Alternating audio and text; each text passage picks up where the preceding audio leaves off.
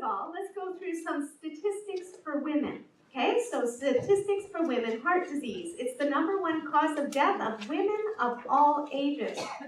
Women have more heart attacks than men. You realize that? Wow. Usually we associate heart attacks to men, don't we? Now men have a lot of heart disease, but the women tend to have more heart attacks than men.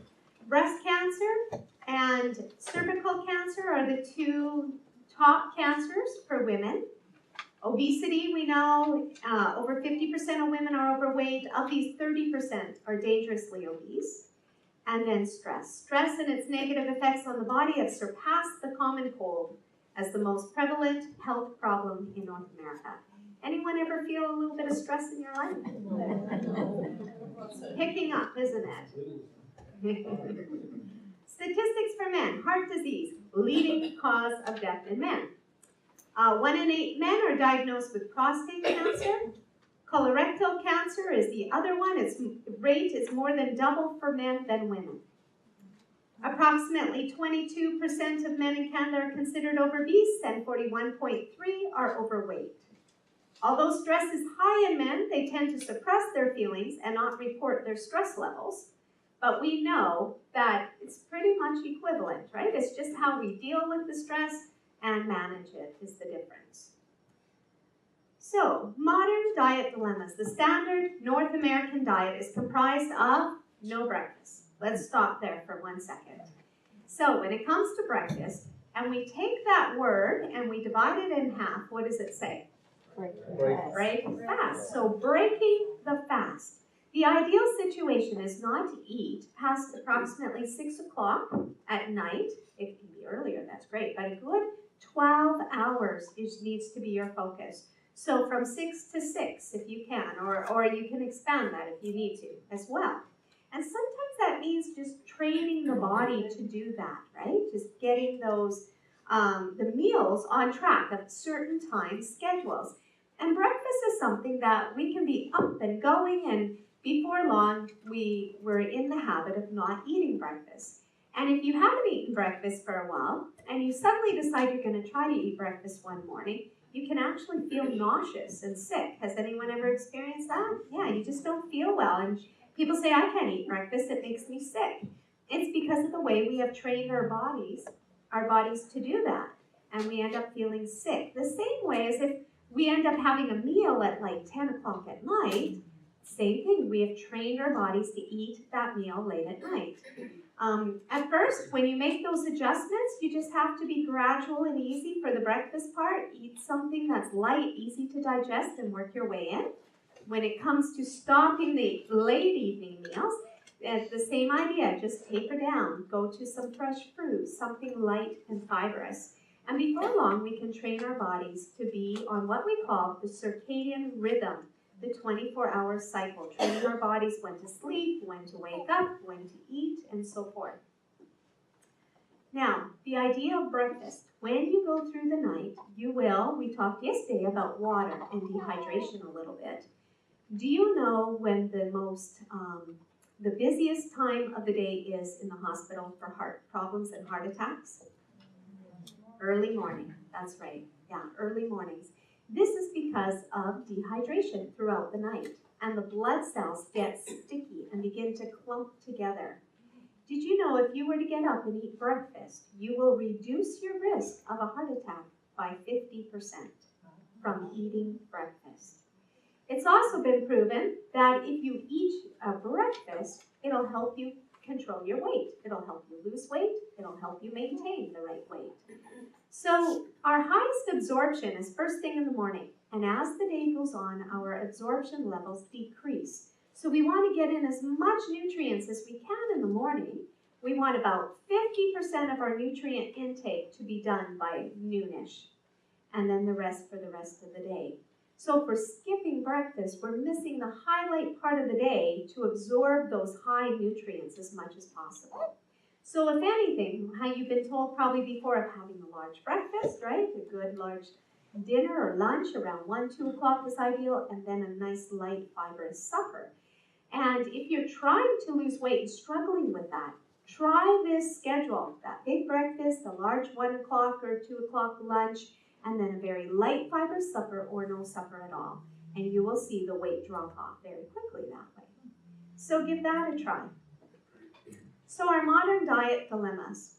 Oh, let me backtrack here. When it comes to the breakfast and dehydration, when we say breakfast, or what is the first thing comes to people's mind to consume first thing in the morning? Coffee.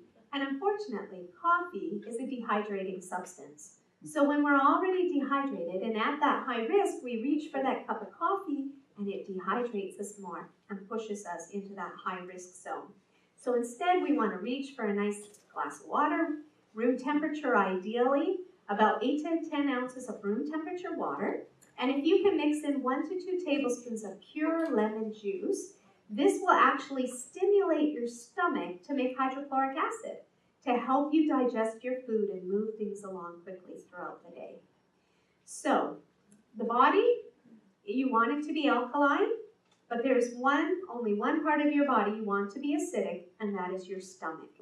And in many cases, we're too busy buffering that area when that needs to be the most highest acidic area. And if we don't get digestion working, that's where all other diseases begin to occur, and the malabsorption issue happens as well. So the rest of your body does not want to be acidic, right? You want it to be alkaline. And the interesting thing is, lemons will alkalize the body. Lemon juice will alkalize the body, but it'll stimulate the stomach to make hydrochloric acid. It's pretty cool in reality, isn't it? Because it does exactly what we're trying to achieve. The only time that you want your body to be acidic, any idea when? Do you remember from last time I was here? When you are dead. When you're dead, because your body decomposes and goes back to dirt, right? So I always say, unless you want to be decomposing as you're walking and talking, you want to stay alkaline, because then that doesn't allow the diseases to grow, right? Okay, so back to this, the North American diet. So convenient foods, snack foods filled with sugars, trans fats, few fruits, few vegetables, meat and dairy products loaded with hormones, lots of coffee and soda. So it's come down to the fact now over the years that our foods are getting less nutrients, and in many cases because the soil itself is being depleted of the essential elements. So for example, a popular potato has lost 100% of its vitamin A, 57% of its vitamin C and iron, 50% of vitamin B2, 28% of calcium, and 18% of vitamin B1.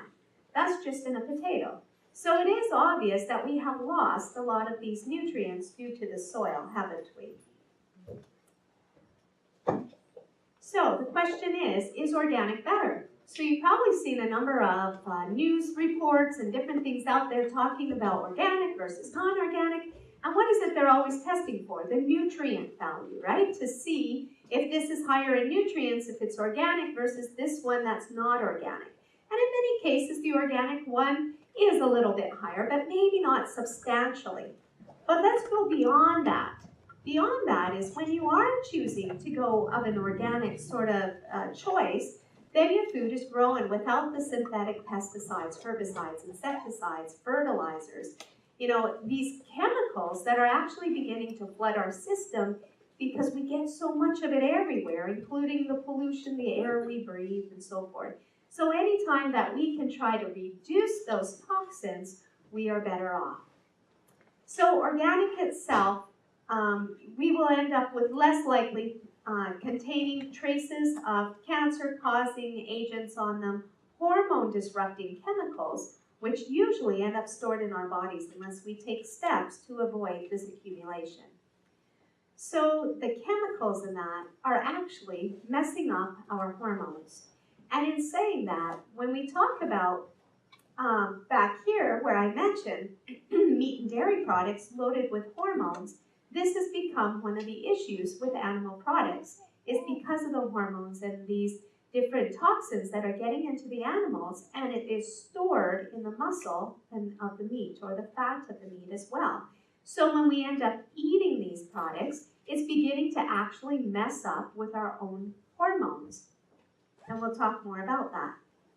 Nutrient busters. So Even if we were to get all the nutrients we needed from food, the modern lifestyle depletes the body nutritional stores, unfortunately, fast. So we pick up some different types of habits or things that we don't even realize can do that, that is actually extracting these nutrients from our body. So stress, number one, smoking, chemical exposure, caffeine, processed foods, birth control pills, prescription drugs. These are just a few of the things that can remove these nutrients from our system. Now, how many of you have heard of selenium? Okay, so it is a mineral that is quite deficient in our soil today. So this is from 1967, and it has depleted way more since then. And you can see here the darker areas are where there is serious deficiency in selenium.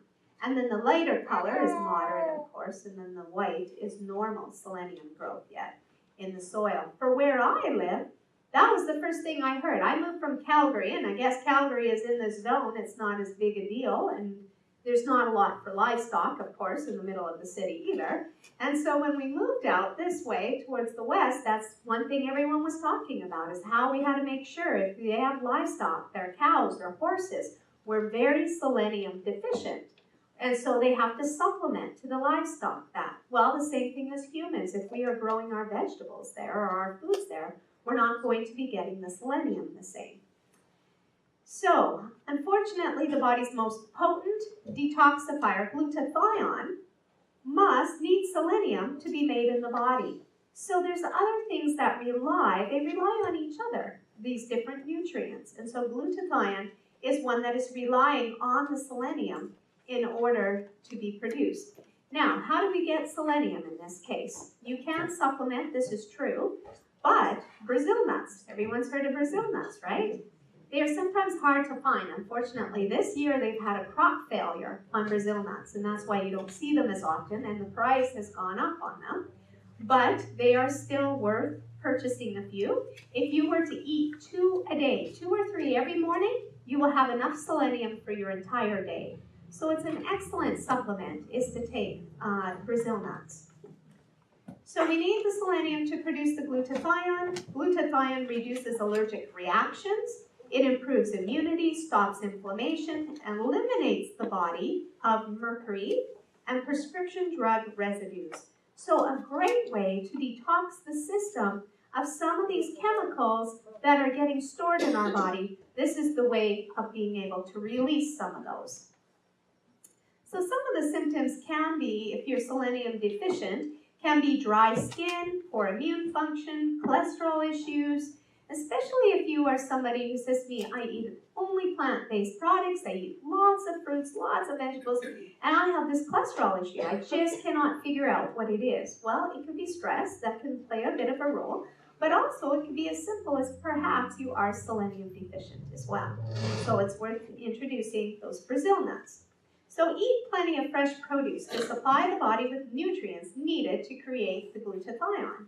So sulfur-rich vegetables such as your garlic, onions, parsley, cruciferous vegetables, these along with avocado, squash, tomatoes, these are going to be nutrients needed. If you eat these, they'll help you produce that glutathione in the body. Be aware, cooking reduces the glutathione content of vegetables by 30 to 60%, and if you can, it'll totally eliminate it. So your canned tomatoes will not have the glutathione for you in the canned tomatoes. Excuse me. So a fresh tomato, on the other hand, is going to produce it much better, right? Now, in saying that, if you were to eat some canned tomatoes and spaghetti sauce, does that mean it's dead? No, it still has nutrients, other nutrients, right? It's just if you're looking for a good potent way of getting glutathione, then you want to eat more of the fresh tomatoes. So glutathione production is dependent on what we call ATP, if you've ever heard that. It's a molecule that supplies cellular energy. And so, again, another good reason why we need to concentrate on making sure we have lots of those good foods that produce this glutathione and the selenium in our diet. Ironically, exceeding strenuous exercise can lead to extensive cellular damage and free radical production. So you've probably heard, so physical activity is going to stimulate your body to help produce this glutathione is the point. And so many of you have probably heard of a rebounder or seen a rebounder before. Have you ever? Oh, thank you. So the rebounder, this lady is sitting on this little trampoline here, and you can get them with the handles or without the handles. And very good for a source of exercise, especially if you can't go outside walking far distances and this type of thing. This is going to stimulate the lymph system and be able to help cleanse the body as well as produce that exercise for your muscles. And as you can see, she's just sitting on it and bouncing. And just even if you were to stand and your feet don't leave the mat and you actually just bounce, it's enough to stimulate the lymph system for cleansing and detoxifying. And then, of course, if you can't even do that, you could sit and bounce. It's still helpful. Or if you're able to, then go ahead and jump on it like a trampoline. I mean, you don't want to be hitting the ceiling, but, you know, small distances up. And very, very good for you. Just make sure when you are purchasing one that it's got good springs on it. They have some of the other ones, you know, jump on it first, and some of them can actually hurt your knees and your back if you're not getting the good spring, the good ones. All right. Vitamin D. So moving on, vitamin D is actually a hormone. Did you know that? Rather than a vitamin, it's a hormone.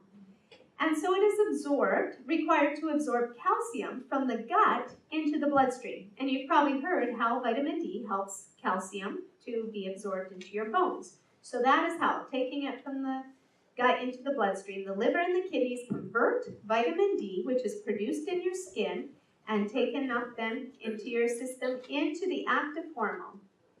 Now, we'll get more into the vitamin D things here as we go on. So there's been a lot of focus on the media on vitamin D, which is known as the sunshine vitamin. A recent Canadian study found that only 24% of women with breast cancer had sufficient blood levels. The other 76% had deficiencies, or worse, insufficiencies of this vital nutrient for immunity. Vitamin D is the base to your immune system. It is huge. So when people think when they get sick about taking vitamin C, we need to vitamin C is great, but we also need to rethink vitamin D. Vitamin D probably plays a bigger role yet. And so as you can see here, especially when it comes to cancer, it can play that role. And I'll show you tomorrow night, as we get into the cancer topic, a couple of studies showing you where we need to be with the vitamin D levels. And so we need to have this higher level where women, low vitamin D levels increase risk of having a more serious grade of a breast tumor, and they had a greater chance of cancer reoccurrence and lower overall survival rates. So if somebody has cancer, I will definitely increase the dosage of that vitamin D. But how much should we take is the question. So if you were to go and have your blood tested, now unfortunately they have changed it that you can't have a blood test telling you what your vitamin D level is again. For a little bit they came out with it and said it was fine and they were doing all this testing, and then it changed. And I think it keeps changing because the fact that the majority of the population is low, right? So they don't want to keep telling everyone they're low. So when you go to a doctor, they will now tell everybody that you should take some vitamin D for maintenance. And it was about 1,000 IU per day per person. Now they will tell you it's 2,000 IUs per day per person. But in saying that, I have taken some workshops from some of the top-notch scientists that study vitamin D. And they have proven that vitamin D toxicity can only occur when you're in large amounts over a long period of time. So large amounts, I question, well, what is a large amount? And they're saying 150,000 IUs over a certain length period of time. So 1 or 2,000 is quite a ways from that, right? So you do not have to worry about toxicity by taking only 1 or 2,000. Keep in mind, when the doctors are saying 1 or 2,000, they're saying for maintenance. Now, if you are low in vitamin D, you need to increase that. So in the summertime, I encourage up to 5,000 IUs if you are low in vitamin D, and in the winter, up to even 10,000 IUs of vitamin D. So it sounds like a lot, I know. And you know what's interesting? If you even say to your doctor, and they know that you're low in vitamin D, and you say, you know, I've been taking 5,000, they won't even blink at you. They'll say, that's good. You know? So at least the ones that are understanding it. So it is, if you can have your blood tested for vitamin D, depends on your doctor, especially if you happen to have absorption issues, then talk to them about that. It's a matter of them filling out a form for you and requesting it. So it can be done, but they just have to be willing to go through that for you. And so the reference range, if you were to have your blood tested, is between 75 to 250. This is the ideal range, is actually between 125 and 250. Even though 75 is normal, we want to be in the upper 2/3, okay? And I'll show you why. 1 of 3 individuals in the US or Canada will die of cancer. Much of that is completely avoidable. So here's breast cancer, for example, with D levels of 85, right? Fits in here, it's normal, right? With D levels of 85, you have a 30% prevention of breast cancer. But if you can raise your level up to the 125, you now have up to 83% prevention. Isn't that incredible?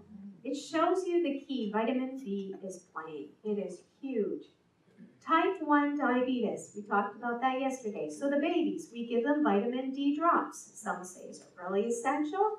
When I was a mom having small children, I'm still a mom, but I don't have small children anymore. And when they were babies, I thought, you know, I didn't realize the great importance of it until today. So if you have a baby, definitely be supplementing with that vitamin D. Type 1 diabetes, the D level of 90, 25% prevention of type 1 diabetes. D level of 130, now up to 66% prevention. Okay? And so, where there is insufficient sunshine, children have that higher risk of developing that type 1 diabetes because of the vitamin D levels. All fractures, so vitamin D, remember, helps calcium absorb into the bones. So now the D level of 97.5, 25% prevention of all fractures. D level of 100, up to 50% prevention. Look at that, hardly any difference, and it jumps. Right? So that's why we want to aim for that 120 if we can. Heart attack, men, D levels of 85, 30% prevention. So, yeah, and basically to round it all up, all cancers, if your D level is at least 95, then you have a 35% prevention of all cancers. The study led by Northwestern University of Illinois is published in the Journal of Clinical Oncology. The study found that men who had aggressive prostate cancer had lower levels of vitamin D, significantly lower than what was considered normal. So it really doesn't matter what cancer, right? But they're doing the studies of the major ones of prostate, breast cancer. These are the more common, and they're finding that it's vitamin D is a big risk with it. So let's up our vitamin D. Now, let me just mention there's a D2 and there's a D3. So vitamin D2 is known as the plant-based vitamin D2. It's plant-based. So if you're trying to be completely plant-based, vegan, total vegetarian, that would be D2. D3 can be plant-based as well. It can come from mushrooms and other sources. Sheep lanolin, that is lab cultured. But it can also be from fish oil in that. So D3 can be either or, and so you just have to look and see which product you're buying, which way you want it to go. But D3 will absorb better than D2. If you're taking D2, that is fine, but take extra of it, okay? So D3 does absorb better. And when you're purchasing it, it really doesn't matter what brand or what it is. It's going to be 1,000 IUs per drop or per tablet capsule that you buy. And that 1,000 IUs of vitamin D is the same for anything. So don't get too caught up in which brand and which one's better. Don't pay extra for it. It doesn't matter. It's 1,000 IUs straight across, okay? However, Around here recently, a few people have brought me some vitamin D to ask me what I thought, and they're hard little white tablets. Don't take those. I mean, if you have them, take them. But when you're purchasing your next one, get the gel caps or the oil drops. They absorb better. And vitamin D, it doesn't matter when you take it. You can take it in the morning, afternoon, with a meal, without a meal, whatever you like. Doesn't matter, okay? Now, keep in mind, vitamin D, as I said, is a hormone. So specifically women can sometimes have issues when they jump into high amounts of vitamin D. So kind of actually gradually work your way up. And when I say issues, it usually ends up being like, breast pain, that type of thing. And that's because it's hormonal. So, sometimes I have the women saying, oh, I think I got breast cancer, I'm a nervous wreck. And all I need to do is back them off their vitamin D, and it's okay. It's not that, right? So just be easy and go gentle as you increase on your vitamin D. Have you heard of anyone having parathyroid surgery? So parathyroid, yeah, it's really picking up, at least in our area of Alberta. Parathyroid, you have 4 of them. They're 2 little ones on each side of your neck area, the size of a rice kernel. And sometimes there's different things that will cause those to grow, and they can grow as large as a loonie, a toonie, and even sometimes a little bit bigger. And when that happens, it throws off your balance. It'll start to pull calcium out of your bones into your blood, your parathyroid hormone will go high, and so forth. We are finding that the parathyroid hormone will increase if you are low in vitamin D. And so sometimes people are being diagnosed with a parathyroid problem and being told they need to have surgery to have those parathyroids removed. But in reality, if they just took the vitamin D, increased their vitamin D, the parathyroid hormone comes down as the D level comes up. So if you have a parathyroid parathyroid issue, or you know someone that does, increase your vitamin D and see where you get with that. The key to test is your calcium levels. And so if your calcium is really quite high in the blood, then that confirms that it is a parathyroid issue. But if your calcium is normal, and you have a high parathyroid hormone, I can guarantee it's low vitamin D causing all your issue. And so increasing D will make a difference on that. So vitamin D is obviously more than just your bones, isn't it? So the vitamin D receptors are found in virtually all your tissues. It is the only vitamin that will act like a hormone in the body, and is particularly important in thyroid hormone manufacture. So we're going to be working our way into thyroid, and this is where we're finding a reason why thyroid levels can be so off is because our vitamin D levels are so off. So how can this be? You might have a beautiful sunny day like today, and you go out in the sunshine. Do you know how much vitamin D you would have absorbed today? None. And it has to do with the way that the world is on its axis and receiving those specific rays, the USD rays, which is the vitamin D level from the sun. And we only get that a few months of the year. So even though we might have a lot of sunshine throughout the year, you're not absorbing your vitamin D. So we're actually only getting a couple months worth where we can try to get some of that vitamin D, and if we're not outside enough and so forth, then we're all going to be lacking that vitamin D, and that's why it's become that issue. Okay, so there's a number of other things there that it can be helpful for. It's interesting that it actually is shown to reduce obesity and weight gain in postmenopausal women as well. So again, when we're into the menopause years, we just tend to have to fight this weight gain, don't we? And it's all to do, we keep thinking of hormone levels, but it has to do with a number of other things, and vitamin D is one of those, and I'll be mentioning others as we go through. All right. Now, have you heard of serotonin? This is your feel happy, positive hormone, your feel good hormone. So the lack of light in the wintertime can result in lower levels of serotonin, which is your mood enhancing chemical. Serotonin is produced from light, so less light, less serotonin. I'm sure you have heard of the term SAD, seasonal affective disorder. And it tends to happen, especially during those winter months when we are seeing less of the sunshine. And so we can end up with depression, irritability, panic attacks, feeling sleepy, no eagerness to jump out of bed in the morning. So this is related to the levels of melatonin as well in the body. And what happens is we need something that is called tryptophan. And tryptophan is an amino acid that actually makes the melatonin and the serotonin. And so both of these are necessary. We have our serotonin to make us happy during the day, and the melatonin to help us sleep at night, right? So some of you might have taken some melatonin to help you sleep at night. And so in the way of making this happen, we need the light. And so during the night, the pineal gland produces melatonin, which makes people drowsy. And in the morning, the daylight hours, is what stimulates or makes the serotonin to make us feel happy during the day.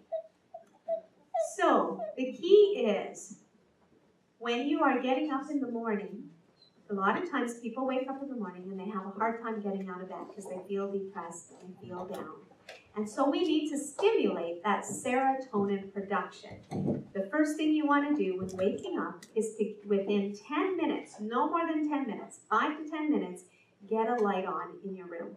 And it doesn't have to be the main light that you flick on, bright and stimulating, but even a nice kind of light, dim light by your bed, turn that on. Any kind of light to stimulate the brain that it's time to wake up and it's time to produce that serotonin. If you stay in bed in the dark more than 10 minutes in the morning, you won't produce your serotonin. And that's why we fall into that deep depression pattern. So get some light stimulation within that 10 minutes in the morning. At nighttime, the same idea. We need the darkness to make the melatonin. So make sure your room is nice and dark.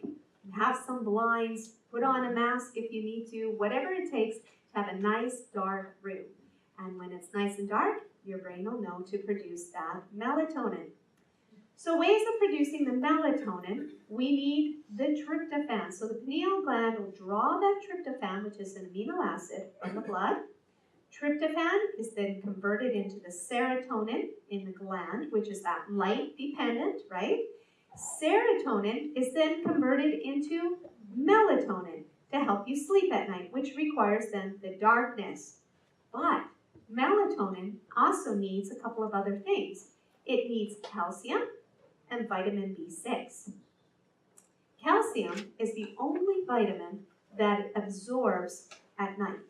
So anytime you're taking supplements, you want to kind of take those first thing in the morning, because remember, your absorption is highest in the morning and then decreases, with the exception of calcium. Calcium absorbs while you sleep. So there's a lot of cases where people wake up at about 2, 3 in the morning and cannot go back to sleep, right? Your world. So this can very well be a calcium deficiency, because your body actually ends up with insomnia. It's stimulated, it's waking up, trying to search and look for that calcium that is lacking. So if you take a calcium magnesium supplement, do not take it in the morning, always take it at bedtime. Now the best type of calcium magnesium that you can take, and it's good to take both, because it's that, 2-to-1 ratio from magnesium to calcium, because the magnesium helps the calcium absorb as well. And so taking that 2-to-1 ratio, and the best one to take is a plant-based liquid calcium magnesium, plant-based. And the reason specifically for this, the brand I really like is called Salus. It's S-A-L-U-S. And I've tried different calcium magnesiums over the years through my practice, and this one I've had the most success with. And because it's plant-based, it means that it's been broken down already, and it's in the form that as soon as you take it, your body recognizes it, and all it has to do is absorb it. So absorption is very high. Your other calciums, usually your body has to take it and convert it first into a usable form, right? So this one, the liquid one, does not have to do that. It is just like food. It is easy on the stomach, so it's really nice for that. So when you're taking calcium magnesium, this will come up later, so I should explain this now. If you are purchasing one as a supplement, it might be about like 1,400 milligrams, for example, of calcium. That would end up equally, once it's broken down, to maybe about 100 milligrams. So when you look on this bottle, it'll say, wow, you know, like 96, that's nothing. That's because it's already been converted, but it's still equivalent to that 1,400, okay? And I'll show you later in a slide of how these plant foods are based on that, just so it's easier for the body to absorb. Vitamin B6, I'll touch on that later as well, but vitamin B6, especially for women, B6 is very hormonal, and many of us lack B6. So in your younger years, you're going to have a lot of PMS issues if you lack vitamin B6, and menopause, you can have a lot of symptoms if you lack vitamin B6. So it is very hormonal. We need B6, B12, and folic acid together to make red blood cells. So if you're low in B6, you're going to lack in making the red blood cells, but B6 specifically as well for that hormone balancing. I used to have a health food store in Calgary across the road from a high school, and I would have a bottle of vitamin B6 under my counter. And the phys ed teacher there, or the sports, you know, they had different teams, of course, being high school. And occasionally the teacher would walk over with one or two girls, and they just were having serious cramps issues. And they'd come walking in cramped over like this and could hardly walk. And she'd bring them in my store, and I'd give them each a vitamin B6 tablet. And they'd take some water, and within 20 minutes, they were on the field running. And it works amazing. It'll work in place of your painkillers and your aspirins. And women will get, especially with PMS, cramping issues because of the lack of B6. The body goes into that cramping state. And so if you do suffer that, take some vitamin B6. It can work just like an aspirin. Or if you know this happens regularly, then start taking it, you know, for about a week during that month time. And it'll change your life, trust me. So, melatonin, foods. So again, just to review here, we need the tryptophan, which makes the serotonin, which makes the melatonin, right? So what happens is by the time it comes all the way down, sometimes the melatonin is very low. And so some people will take melatonin and it can help them sleep at night. If you are somebody that's on a lot of melatonin and you need it to sleep and you're taking it constantly, then that is telling you something else. Think about if you're really happy during the day, if you're struggling with a little bit of depression, then you know you need to backtrack it.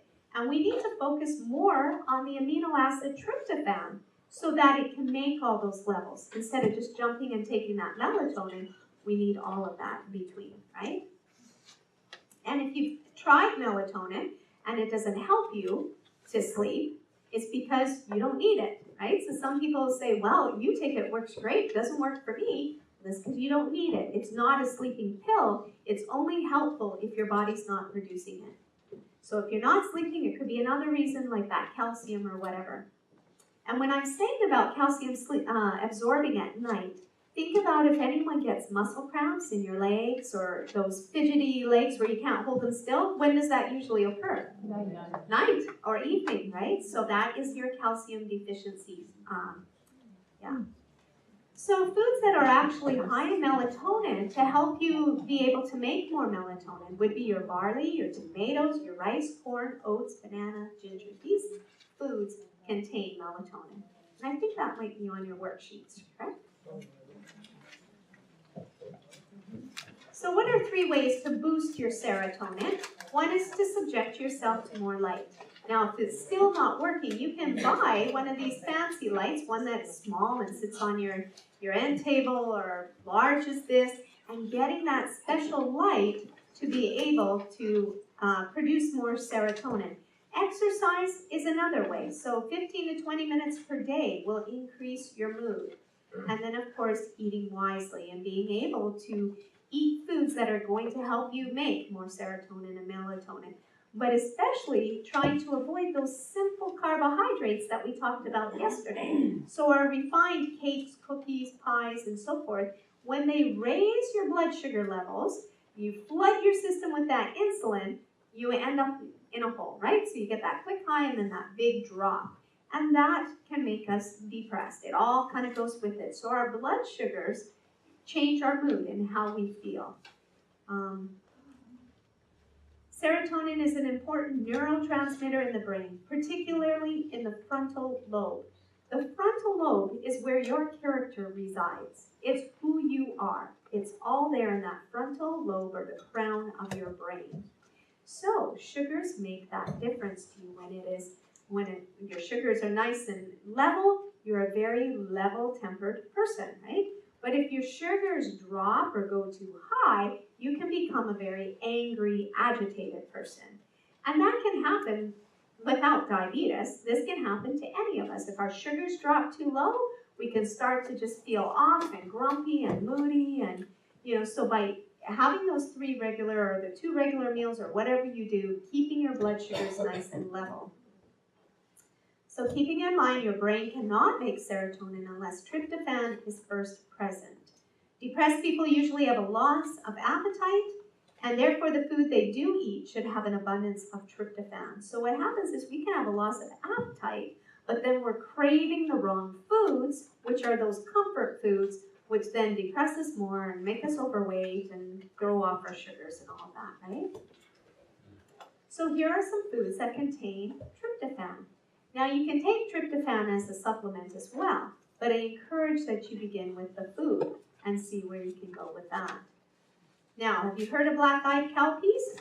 No. These are them here. They're known as, a lot of times we just call them black-eyed beans, but they're actually a pea. And they cook up in like 20, 25 minutes, which is really nice. But they have the properties of a bean, but they are a pea. Black walnuts, almonds, sesame seeds, gluten flour. So gluten flour is the gluten, the protein part of your wheat. Pumpkin seeds, very high, and tofu. These all contain tryptophan. Anything that is a complete protein will have tryptophan. So tofu, soybeans, any soy will be a complete protein.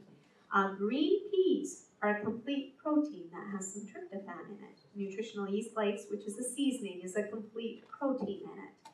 Quinoa, grain, complete protein. Chia seeds, hemp hearts, complete proteins, okay? So there's anything that's a complete protein has your tryptophan in it as well. So here's a few vitamin, I think, is this in your paper next?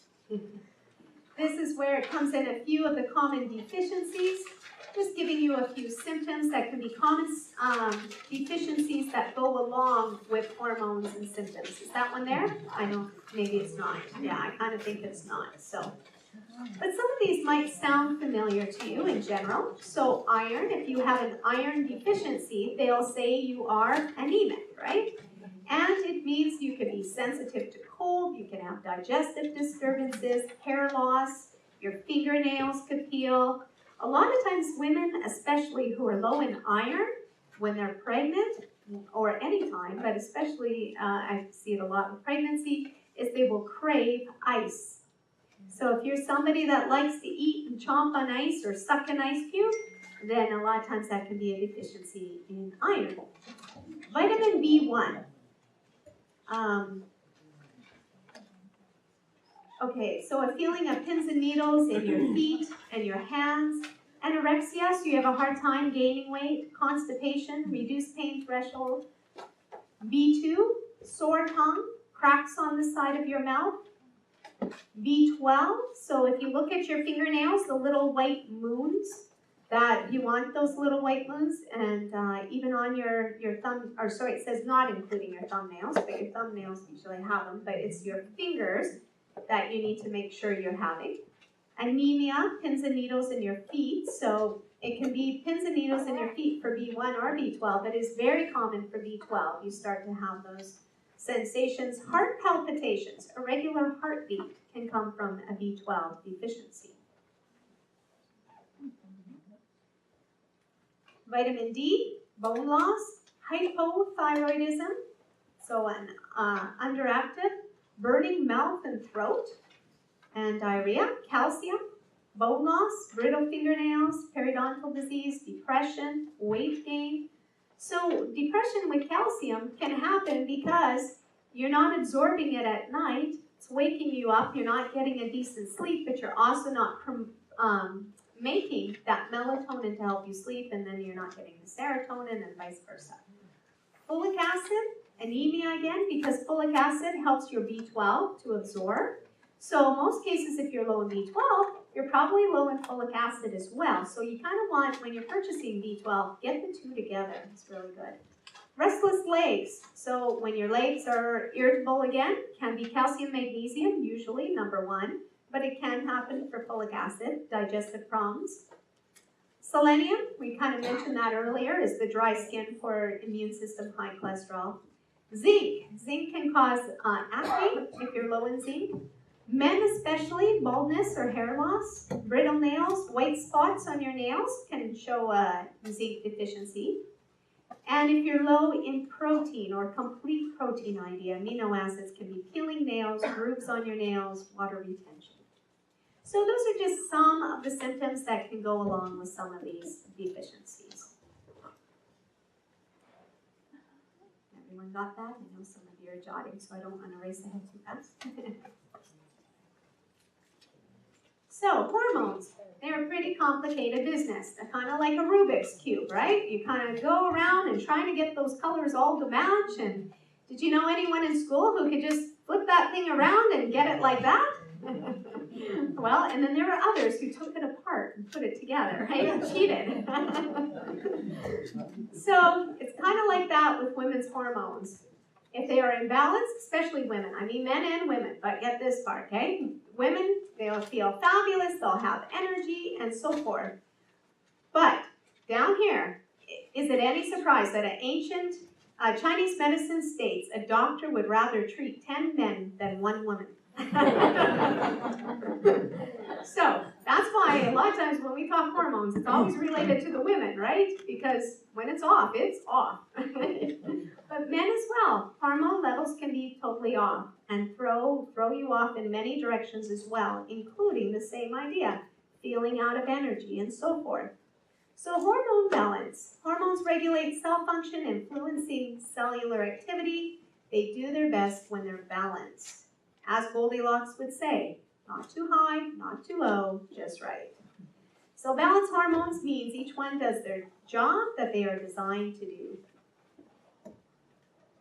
Your body secretes more than 50 known hormones. So you probably just hear about estrogen and progesterone and some of these different ones, but imagine 50 different hormones.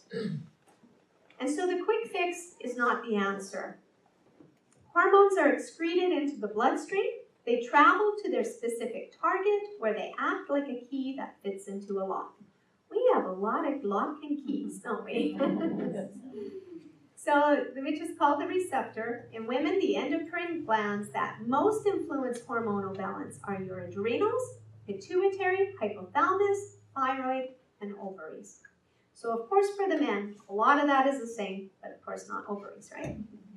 And although they aren't part of the endocrine system, your liver and large intestine also plays a large part.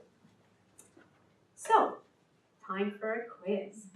If you look at your papers, you will have a quiz there.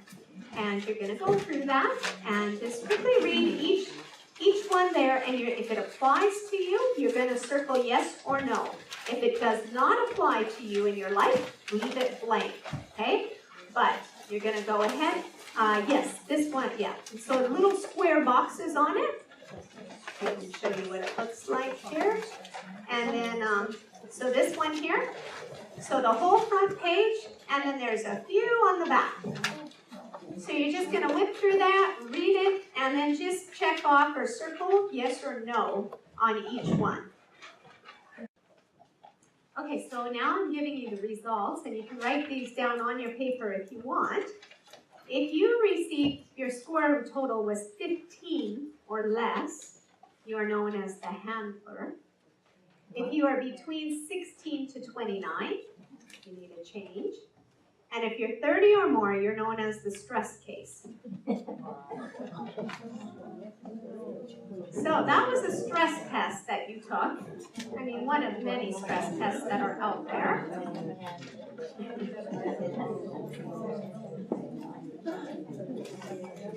You say you were down 15 or less?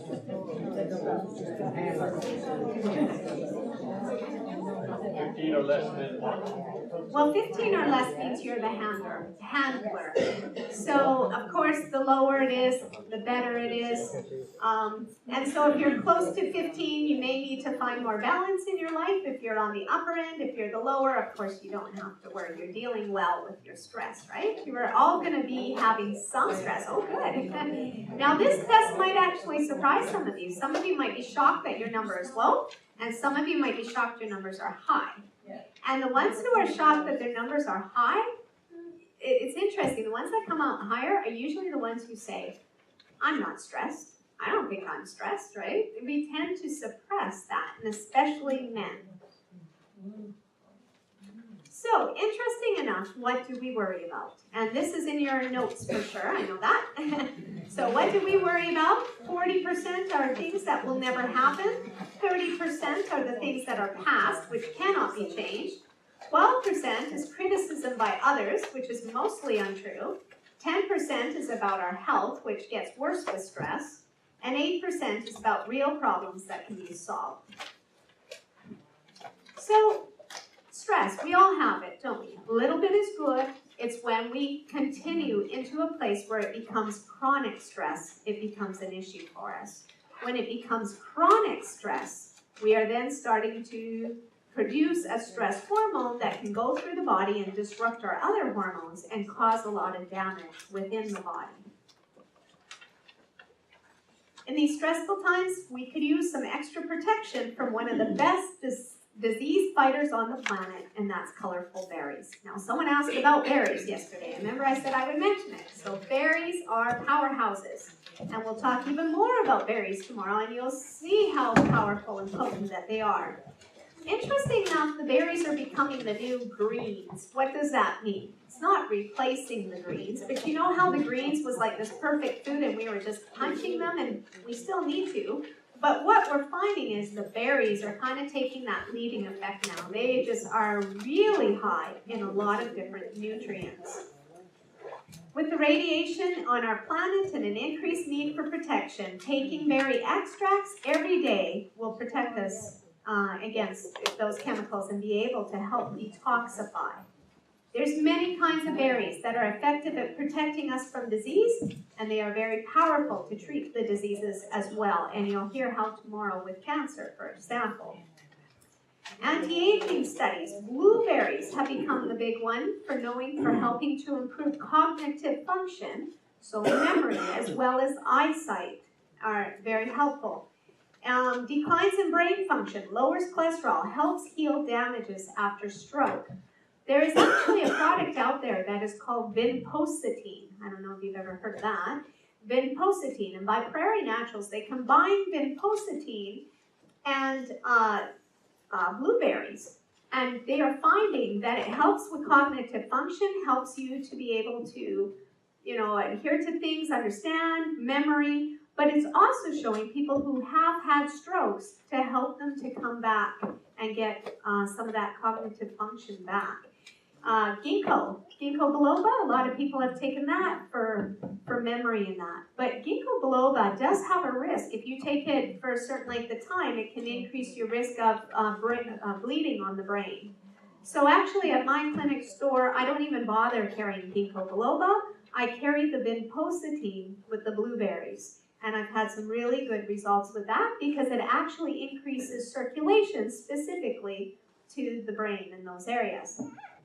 Pomegranate, similar antioxidant activity to green tea.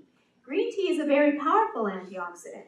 The issue with green tea is, though, it's very high in caffeine. I've had people who end up in the hospital at least once a month, and they're coming in with severe stomach pain and trying to figure it all out. And then finally I'll say, do you drink green tea? And they'll say, and we take them off the green tea and all the stomach pain disappears. Caffeine is higher than coffee in green tea. So you want to, if you're using green tea, you want to purchase one that is naturally decaffeinated, because a lot of times they'll use even a chemical to decaffeinate it, right? So make sure you're getting a natural decaffeinated green tea. But if you're trying to get the antioxidants and you try and avoid all that, just go with some pomegranate seeds. You can throw them on your salad. You can drink the juice. Lots of very good properties to it. Goji berries are also, even though I don't have that here, the goji berries are super potent as an antioxidant. We'll talk more of those tomorrow.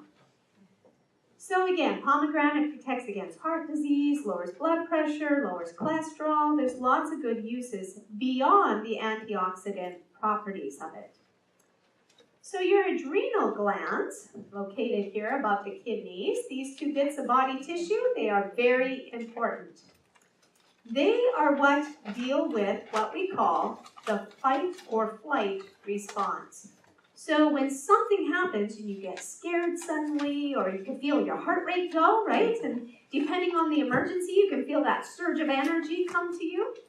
One of the examples I like to use is when we were actually moving into our health food store years ago when my kids were quite small, in Calgary, we were moving in the big cooler fridge, big fridge with the doors and everything. And so, of course, my husband and my father and a few, I think there was 3 guys, were trying to move this thing in and had this big long pole that they were kind of trying to roll it with and help to get it in there. And anyways, my little guy is just down there on his hands and knees and trying to see how it's all being done. And of course, we keep pulling him back, but he likes to get in there. And just as they pulled the pole out and put it down, his hand is under there. So a couple of fingers got in there, and he's like, ah! And the first thing that, of course, the first people to notice is my mom and I, right? And so we're right away, get the fridge off, get the fridge off. And the guys are kind of like, huh, what? So my mom and I thought, that's it. So we both flew in. I mean, we didn't even talk to each other. It's like that motherly instinct, right? And we jumped in and lift the fridge. And we both stand up. And the guys are kind of like, what just happened? So that's what happens, right? When that adrenaline surge goes. Later, you try to move it, and you can't even budge that thing, you know? But it's that adrenaline rush at that time. That is healthy.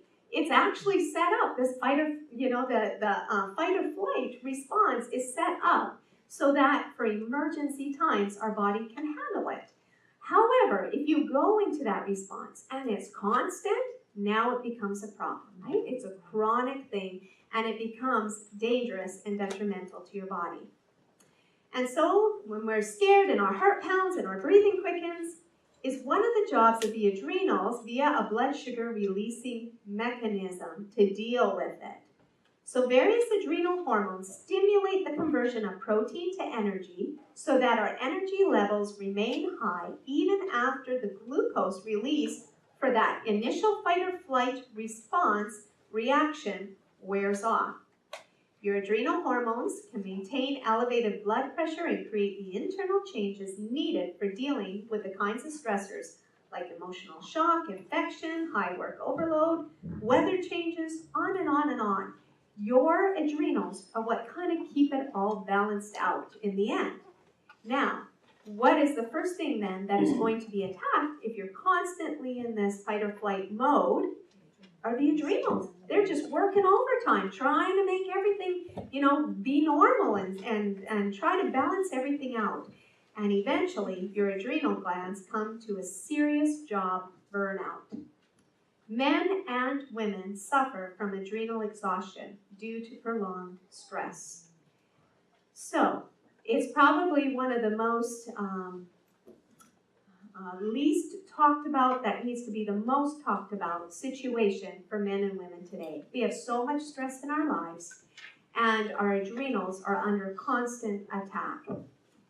Anyone heard of somebody who's gone through a nervous breakdown? Usually, when a person's diagnosed with a nervous breakdown, they are admitted into the psychic ward or someplace in the hospital, right? Interesting enough, we have men and women walking around with nervous breakdowns who have not been diagnosed. Doesn't mean you have to be put into a psychic ward. We are just burnt out, exhausted, and you end up with adrenal burnout. And so if you are somebody that is dealing with a lot of these kinds of symptoms and you're just not getting the answers, it might be you. And I'll show you some of those symptoms as we come up. Okay, so you have this surge of adrenaline that's happening now, and we're running on this fight or flight mode constantly, and we end up becoming what we call an adrenaline junkie. So when you have somebody that is literally always running circles around you, people used to say to me, how do you do it? You know, you do this and this and this, and you have this and this and this and this, and you do that and that and that, and you exhaust me just looking at you or just hearing about this. And I used to kind of laugh and shrug, and I just learned to deal with it. And then one day, it started to really come on me, and someone would say, how do you do all this? You exhaust me. And I'm thinking, oh my goodness, I just got exhausted hearing that, you know? And I was tired, but I wouldn't admit it. And this is why I was so busy running on adrenaline that I knew that if I stopped, I was going to crash. So I had no choice but to keep going. Have you ever felt that way? And you're on this spinner, just like that little hamster that's trying to keep going. And you know, if you stop, you're going to fall. And that's how we become this adrenaline junkie. You feel great, though. You think, wow, you know, you got all this energy. But you know good well, if you stop, you could be asleep in 30 seconds, possibly, right? And so it becomes what we call the natural stimulant. Unfortunately, it's estimated 85% of all American adults are walking around with burnt out adrenals. It's become a serious problem. Most people deal with it by drinking coffee or taking Prozac.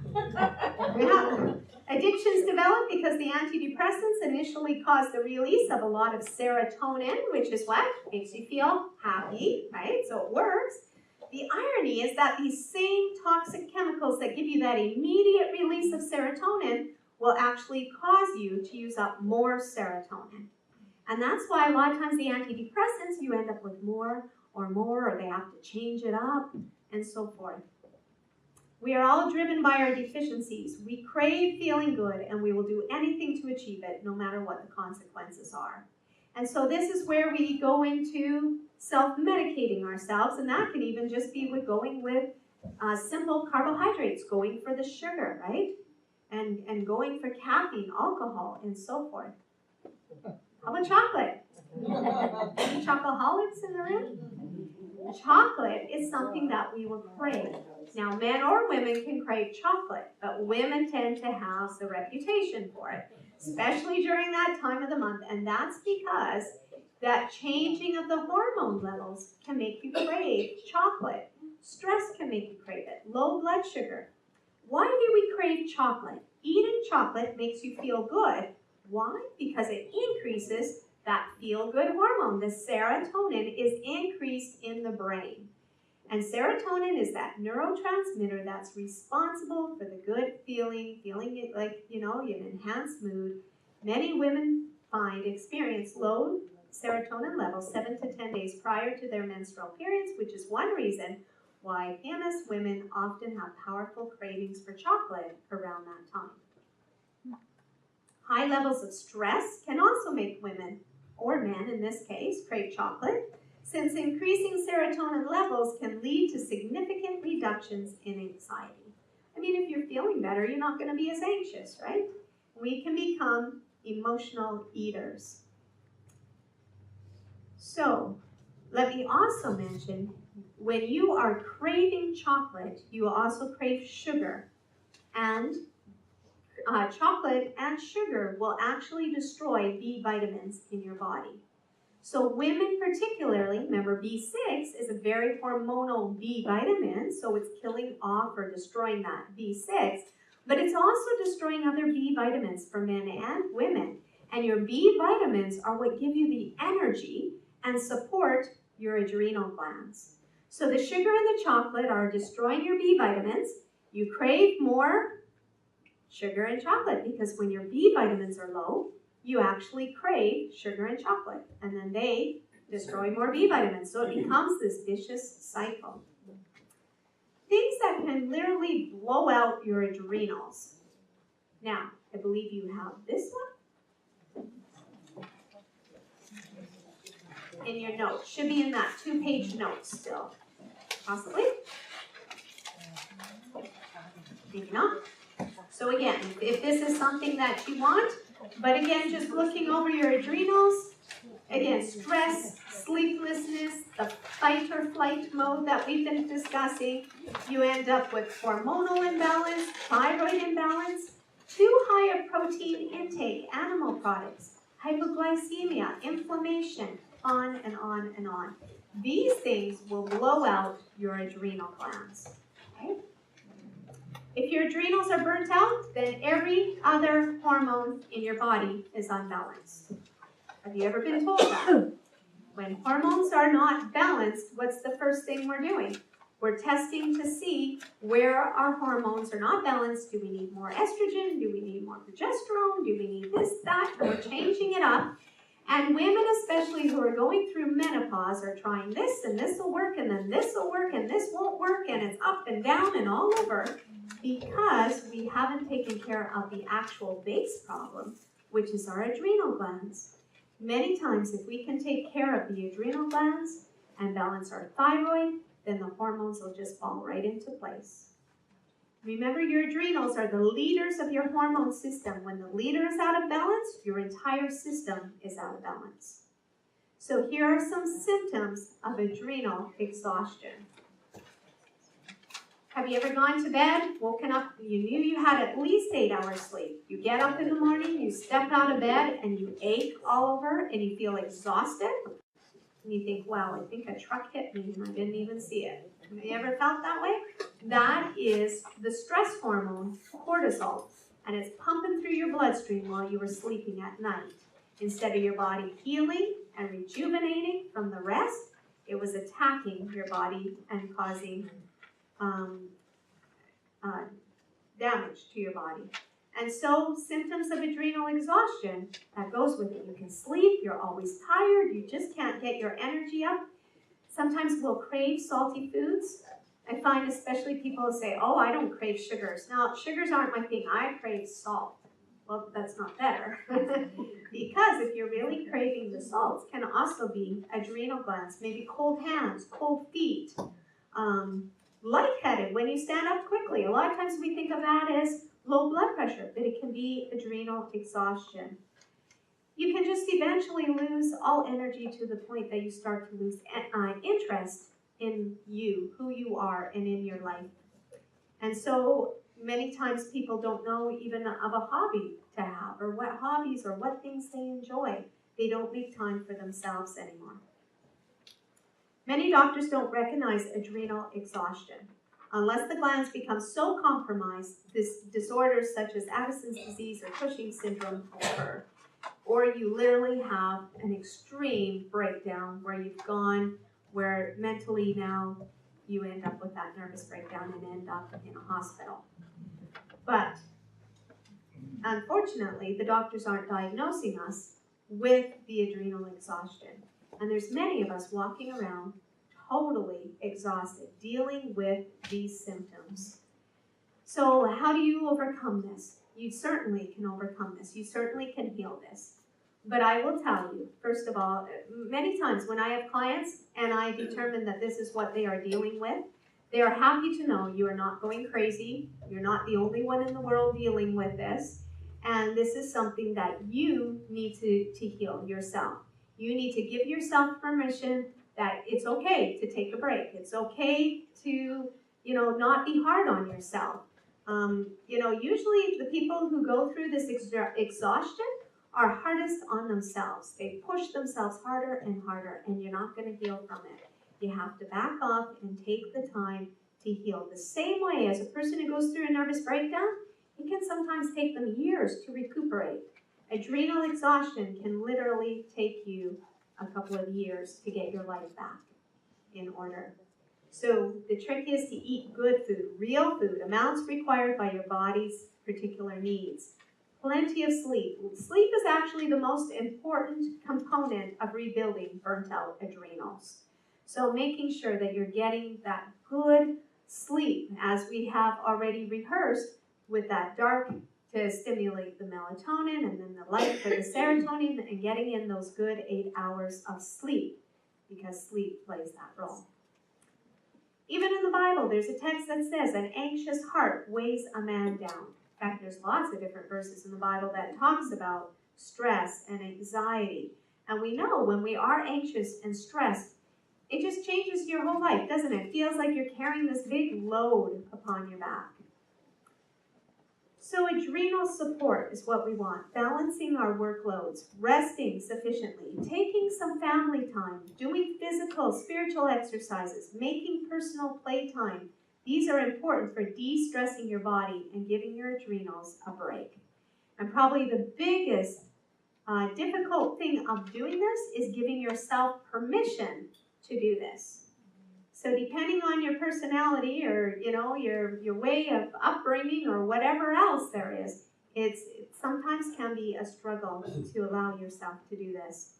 Harvard researchers discovered 20 minutes of relaxation will boost genetic activity, strengthen immune function, and improve ways we metabolize energy and regulate blood sugar levels. So this is playing on the whole diabetes thing we talked about yesterday, right?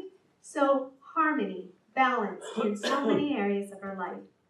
Like adrenaline, the cortisol, which I mentioned is that stress hormone that will give you energy as that response to stress, but you don't want to keep it there. Your body releases this hormone so that you can swim away from a shark or lift a car to save a life. It's not there to live on a daily basis. The best way to get rid of cortisol is before you go to bed at night, sometime in the evening, go for a brisk walk. If you can do a 20-minute brisk walk, it'll get your heart rate up, pump out the old blood and get some fresh blood in so that when you go to sleep, you don't have that cortisol going through your bloodstream and destroying your body. Cortisol will definitely raise your blood pressure. So when people say, when you're told you're under stress and your blood pressure is up because of stress, that's due to the cortisol. Cortisol creates insulin resistance. So stress again. A lot of times people will gain weight because of cortisol. It stores fat. And so getting rid of the stress in our life. So skipping meals or under eating will actually tell your body that you're maybe in a state of famine, and your body will store the fat and it'll create this cortisol, this stress hormone. So it's important to eat like we discussed yesterday, where you're choosing the good foods and eating lots of them until you feel full and satisfied, and not doing the diet aspect where we're cutting calories to a point that we end up in not a good safe situation. Symptoms of excess cortisol. You might see yourself or some of the symptoms in yourself here. Extra fat around the neck, anxiety, bloating, memory problems, on and on and on. Right? Skin problems. These are all symptoms of excess cortisol. Exhausted adrenals. In women, the adrenals are the backup hormone, which makes estrogen, progesterone, and so forth, right? Women who have, and so I said in women, but men too, of course.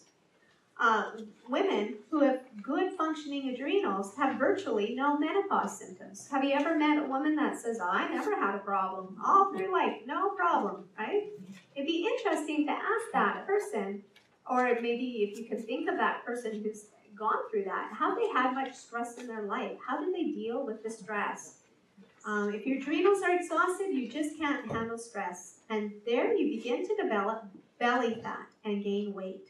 So especially people that tend to gain weight here in this midsection and not all over the body, this is adrenal glands, very commonly. Or again, you wake up and you can't fall back to sleep until about 4 a.m. and then you need coffee to keep you going. Now men with tired adrenals, they'll begin to develop the beer belly, but also breasts. And it's really true. We're seeing more and more of that, and especially in young men. A lot of young men, as they are developing, are going for surgeries or taking medication to deal with this. So 2 reasons. One would be the adrenals causing this, and another reason is actually the animal hormones getting mixed up and messed up in teens as they are developing, and their own hormones get intermingled. Low testosterone in men. So now we can go at the men here a little bit. The significance of testosterone for male sexual function is apparent in the critical role that testosterone plays in maintaining youthful neurological structure, alleviating depression, including inducing fat loss in those who are unable to reduce body weight regardless of diet and exercise. So, just changing diet and lifestyle, especially once again, the animal fat plays a big role in balancing and getting the testosterone levels correct. Also here, recent studies demonstrating low testosterone in men, strongly associated with type 2 diabetes, metabolic syndrome, cardiovascular disease, and then restoring testosterone is going to deal with obesity, insulin sensitivity, so waist circumference, even total cholesterol, atherosclerosis, diabetes, and so forth. So low testosterone levels play a huge role in many of the leading diseases of men. Well, leading diseases in women too, but testosterone specifically for men. The vicious circle of low testosterone and obesity has been described as what we would call the obesity cycle. Round and around, the cycle of low testosterone, increased abdominal fat, which then it just keeps going that same way over and over. Kind of like us with the B vitamins and the sugar, right? So ways to naturally increase testosterone. And so here are some ways. Now I think that might be in your notes. It is. Good. Lose weight, high intensity exercise, zinc. Zinc is important for men and women, but zinc is essential for men. And it's found highly in sunflower and pumpkin seeds. So of course, reducing stress, consume healthy fats, and so forth. So what does menopause mean? Some women say it just means we put men on pause for a while. But menopause is 1 year with no menstrual cycle, menstrual period. So the average age is 52 years old. And at this point, the adrenal glands are supposed to kick in. They're supposed to make all the hormones that we are required in the right balance. But if you have been under chronic stress, right when you're ready to enter that menopause years, your adrenals are too burnt out to make any of these correct hormones. So this is why our hormone levels start to go all off again, right? Because our adrenals cannot produce them. Treating menopause, three-pronged approach. We need to support our adrenal glands to help us deal with the stress and then be able to enhance that hormone production from the adrenal glands. Second, raise progesterone naturally through some different types of herbs, and then balance out the thyroid. So that's the next key, balancing out the thyroid. Hormone imbalance always leads to weight gain. So keep our adrenaline and cortisol levels working at optimum, we would have a balanced life. So I mentioned the B vitamins already for the adrenal glands. Vitamin C is the other thing that is killed off or destroyed from when our adrenal glands are under stress. So if your adrenals need support, we want them to have extra vitamin C and lots of B vitamins. There are some herbs, as I mentioned, that can be very helpful. And here are some of the herbs I listed the names of these herbs. So Siberian ginseng, rhodiola, ashwagandha. So here's just some of the herbs that can be helpful when dealing with menopause. I recommend, instead of picking and choosing just one of these herbs, there are some very good combinations out there. And one of the brands, there's actually two different brands. The brand is by Lorna van der Haag. It's kind of an interesting name, but Lorna van der Haag has a full line of women's supplements specifically for hormones and that. But many of them are excellent for men too. She has one for thyroid and adrenals and some of these. And I tell men, if you can just get past the pink label, the product is good. But she has one that is specifically for menopause and another one that's specifically for It's called EstroSmart, so before the menopause years, and it helps to balance out those hormone levels, herbs that help to support it. So the adrenal glands have a relationship with the thyroid. They are kissing cousins. They operate on feedback system orchestrated by the nervous system. If you have an issue with your thyroid where it's underactive, you pretty much have an issue with your adrenal glands as well. They go hand in hand. Because the two are so directly linked, problems with one may lead to the other. So sometimes it's most likely that the adrenals will cause the thyroid issue, but there are cases that can go the other way as well. So when your adrenals are overworked, again, the adrenals are not doing their thing. The result is the thyroid gets pulled into play and shifts energy now from its regular duties, which include governing your metabolic rate. That is pretty serious, isn't it? When this happens, symptoms of both the adrenal and thyroid imbalance occur. And this is why when we have an underactive thyroid, we end up gaining weight because of the metabolic changes. It slows down. Low thyroid is very common in Canada. Did you know that? Specifically Canada, in certain areas more than others. Not getting adequate sunshine on our skin to make the vitamin D, so that's playing with the thyroid. Iodine, making a good source, so like sea vegetables like kelp or any type of seaweed is a good source for iodine.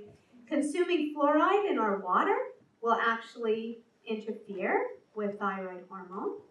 Processed or concentrated soy. So, for example, the soybean itself is good, but when you concentrate it into a tofu where the fiber is removed, you have to be careful not to overuse or overeat that. And more so the processed soy. So if you've ever seen protein isolated protein powder and that type of thing, so when it's very refined like that, it can become dangerous. And then drugs such as birth control pills or hormone replacement therapy. These will block thyroid hormone and lead to a low thyroid.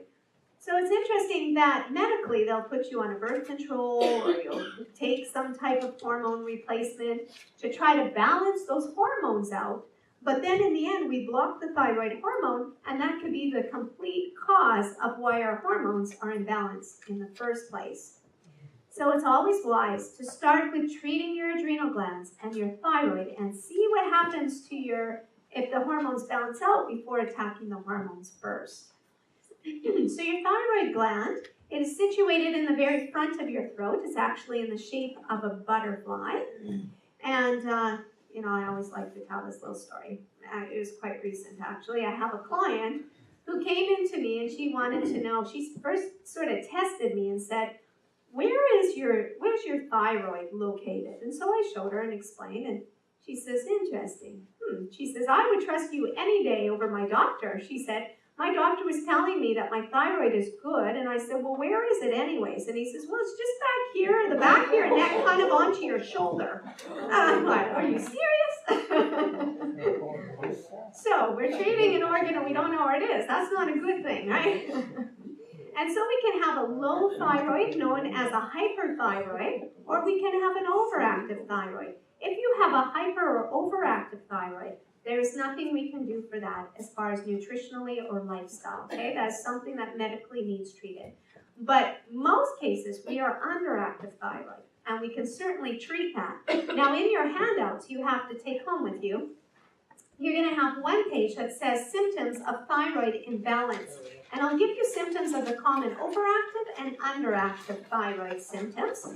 And you will have another page that shows you the basal temperature test. Have you ever heard of a body temperature test or ever done that?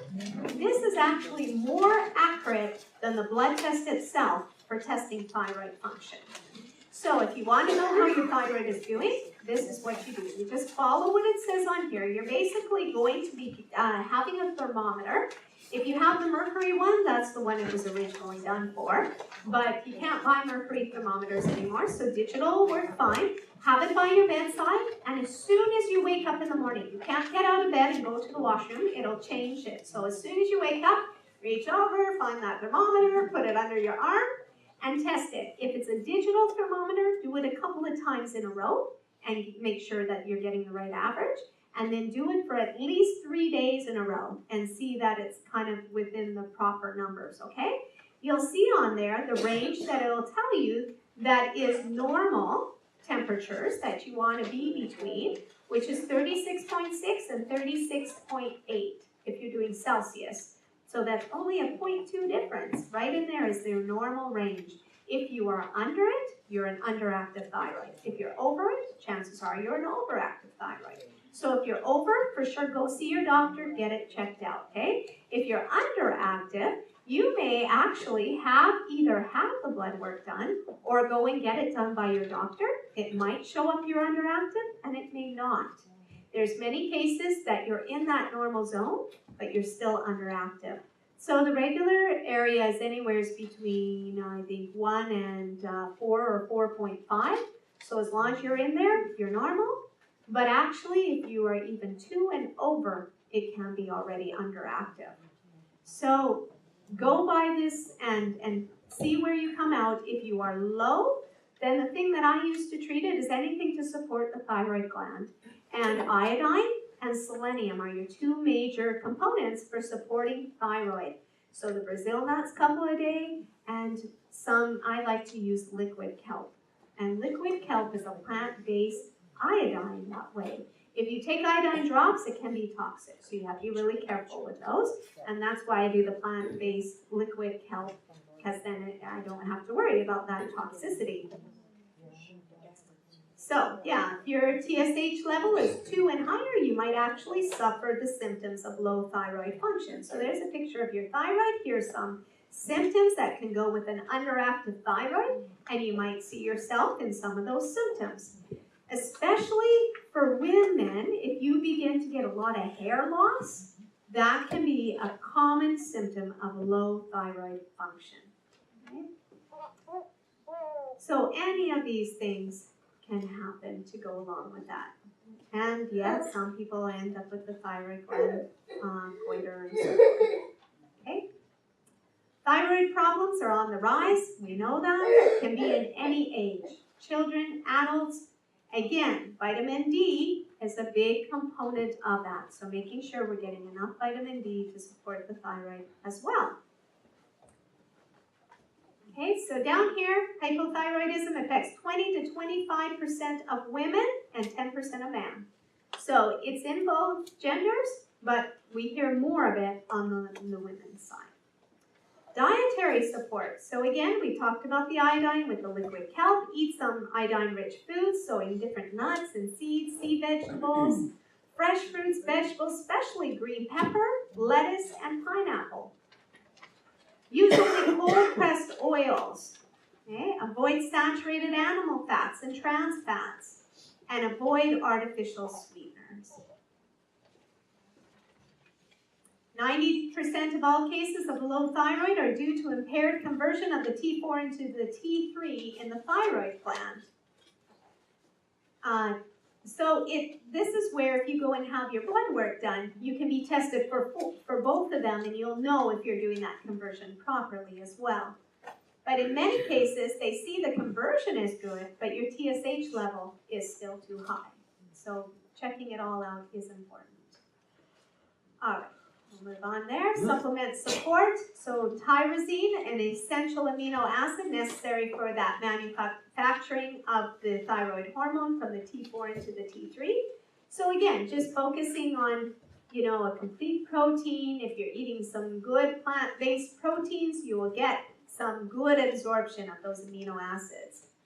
Ashwagandha. So again, some of these are some herbal extracts. If you can find a product that has an all-in-one, that's a little bit better, because ashwagandha can cause some side effects for people when taking just that. So again, that Lorna Vanderhaeg is a very good one. It has your thyroid, it's called ThyroSmart. And there is, I'm trying to think of the brand. She actually used to be with another company, and it ends with Smart, and it has a blue label. So there's these Sense and the Smart. Whichever one you come across, both are good. They're kind of competitors, but they're equally good as well. And then the iodine we talked about for the liquid kelp, a little bit of copper, manganese. So just making sure that your diet has lots of good nutrients. The more, again, fresh plant-based foods, the better. Low thyroid is the leading reason for infertility and miscarriages. When women are trying to get pregnant and cannot, I do this body temperature test with them. Many times they're underactive, and taking a bit of that liquid kelp and selenium to boost it helps. It is especially a big player in miscarriages. If people go through miscarriages, I always check body temperature and get it up there, and then they get pregnant and stay pregnant. Are you estrogen dominant? Can be too much estrogen in relation to your other hormones. These can be high and develop abnormal cell growth, cause period problems, and so forth. And you can see here the things that can happen if your estrogen is too high. So again, that EstroSmart or EstroSense is a great way to help balance out that estrogen. But getting rid of some of the toxins, those pesticides, right, insecticides, all these sprays and so forth, they fit into the estrogen receptors in the body. And these compounds, the BPA and other estrogenic compounds, are found in plastics. So anything that has chemicals. So if we're drinking water from those plastic bottles all the time, we can be absorbing this BPA, and instead it looks like estrogen. It fits into that estrogen receptor, and it looks like it reacts, our body reacts like our estrogen levels are too high, but in reality, it's the toxins that are causing this problem. Parabens and other preservatives in cosmetics do the same thing. Dairy products contain estrogen. You know, we get a lot of rap on soy. You hear a lot of issues with soy causing estrogen problems, right? But the dairy products contain estrogen. And I'll tell you about the soy in a second here. Stress can even increase it. Liver overworked can increase these bad estrogens. So what are these bad estrogens called? They are called xenoestrogens. They are man-made estrogens, chemicals that enter the body in the way that from breathing, from eating, from drinking. These end up distributed throughout the body. This causes your body estrogen levels to be too high, causing you to be estrogen dominant. So it's not that your body is making too much estrogen. So now we turn around and we try to balance it by decreasing the estrogen, by increasing other, right, progesterone or whichever way. But in reality, it's these toxins. If we don't get rid of the xenoestrogens, we now begin to develop breast cancer and some of these other cancers.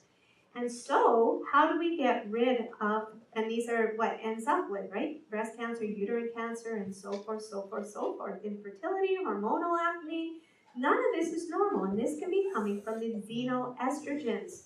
So these are some of the things that xenoestrogens come from. Pesticides, meat, farm fish, dairy products, cosmetics, plastics, especially, you know, the fabric softener sheets. Birth control pills, we're trying to balance it out, but we're getting the xenoestrogens, the worst estrogens for the body.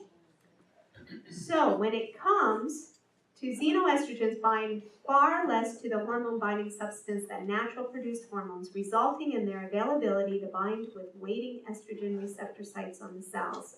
They stay in your body to do the dirty work. They are not your good estrogens. Surprisingly, soybeans have a type of estrogen in them that actually goes in and removes the xenoestrogens. Isn't that interesting? It actually removes the bad estrogens. So I don't know about you, but I was researching and getting kind of confused because sometimes I'd see soy will cause cancer, soy will help cancer. I couldn't understand because it had these good properties to fight cancer, but yet we're saying it's causing cancer. So the issue comes in on what we do to the soybean, right? If it's genetically modified, it is an issue. So try to go with your organic, non-GMO soybeans if you're using the soybeans. And the issue comes in on what we do with the soybeans. We can refine them to a state that you can't even recognize it's soy.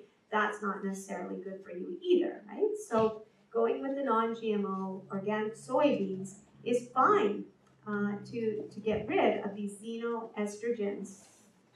The liver is the key organ for hormone metabolism. Your liver is involved in manufacturing of the hormones from cholesterol to the conversion of the thyroid hormones, sex hormones, such as estrogen, testosterone, and so forth. So our livers are overburdened as well.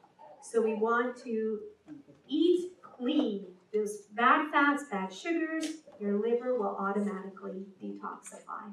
And here are signs of liver congestion. So again, that estrogen belly, fat deposits, yellowing of the white of the eyes, age spots on the back of your hands, anger, emotional outbursts, weight gain, on and on. Digestion issues in general. Okay, we're winding down. Start your morning with that fresh squeezed lemon juice. Enjoy some green foods, wheatgrass juice, barley grass, chlorella, spirulina. All these things are very good on cleansing the liver. And we'll talk more about these foods tomorrow as well.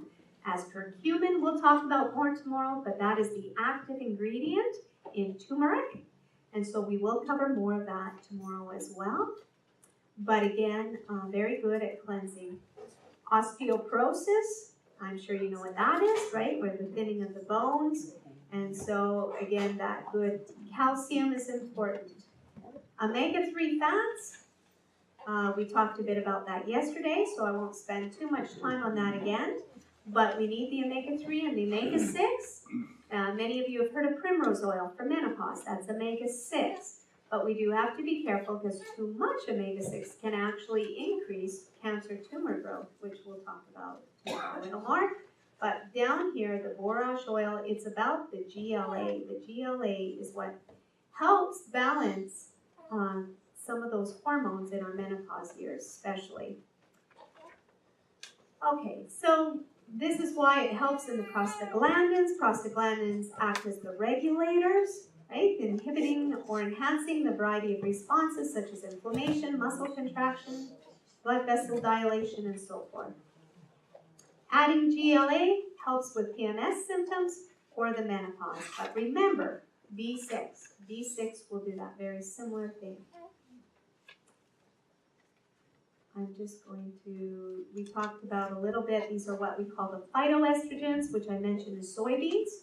They're called phytoestrogens, which remove that xenoestrogens, but also lentils and chickpeas, fennel, celery, parsley, cruciferous vegetables, and herbs such as licorice, red clover, and hops. Those are all phytoestrogens and do the same thing. I won't get into this. These are some herbs that are listed on your page as well that can help for menopause symptoms. And again, if you can get the product that has them all in one, that's the ideal way to go. Exercise regularly. Again, if you can do that half hour, 5 times a week, you will have less symptoms because that aids in that detoxifying of the liver, dealing with the adrenals to take away the stress. Helps to balance the thyroid, right? And then in return, balances the hormones. You got the thing on protein last night. Here's our B6 list. Here are some of the foods that B6 is found in and some of the benefits of vitamin B6. All right. So just eating lots of rich iron-type foods. Beets are high in iron. Beet greens are superior. So if you're trying to boost your iron, enjoy some beet greens. Enjoy kale, the mighty green leaf. We'll talk about that one a little more tomorrow as well. As the quinoa is a superfood, especially as we age, as we go through these hormone things. It's a complete protein, high in calcium. Chia seed, we talked about it as well. And lentils, the powerhouse of nutrition. Also very, very good for helping. For those balancing. Whew, we did. It's like a marathon tonight, wasn't it? So 2 more handouts you have. You have the hormone balance worksheet. You can kind of look over that. It will give you symptoms again when it comes to estrogen deficiency or excess, progesterone deficiency or excess, and so forth. Kind of look over that. It kind of gives you an idea maybe where you stand. And then you have a recipe handout. So let me just quickly mention that. So I mentioned chia at the end here of the great benefits of chia. Has anyone ever made chia pudding before?